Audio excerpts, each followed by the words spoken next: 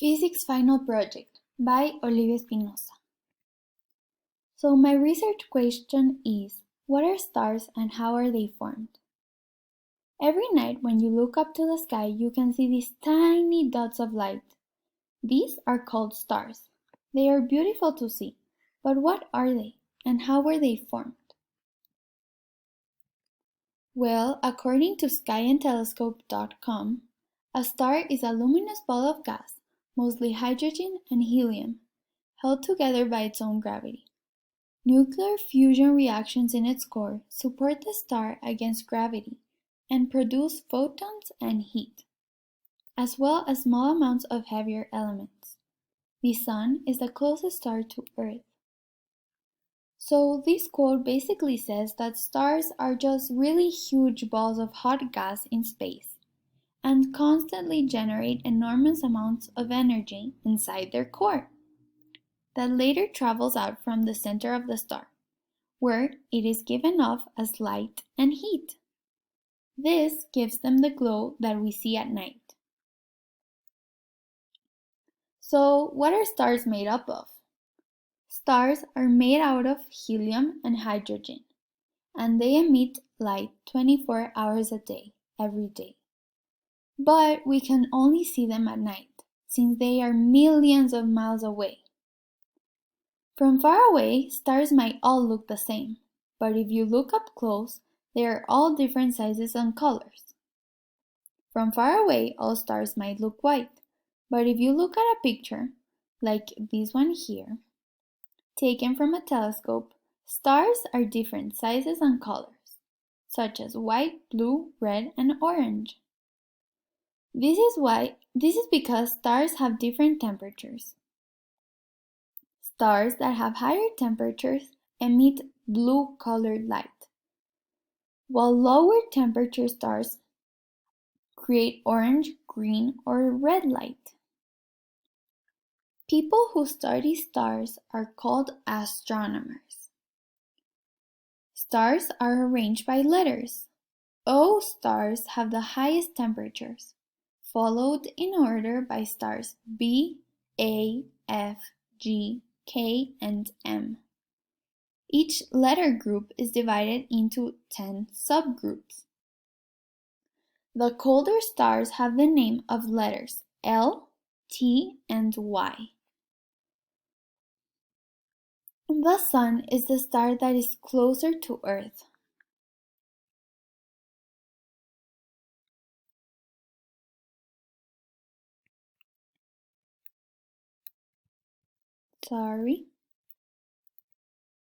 So, as you can see here, we can see different images of stars, and they are all different colors since they are all different temperatures. So, what is a yellow dwarf? The Sun is a specific type of star called a yellow dwarf. Even though we might think the Sun is the biggest star, in reality the Sun is just average size. There are smaller stars as well as there are bigger and hotter stars. When you look up the constellation Orion, you can find a star named Rigel in the kneecap, right here. This star is a blue supergiant, since it emits the color blue. This star is more than twice as hot as the Sun and is 70 times bigger. Compared to Rigel, the Sun is very small. We just think that it is huge because of perspective. So as you can see here, it is a bigger image of that constellation Orion, and here is Rigel. As you can see, Rigel is a blue supergiant.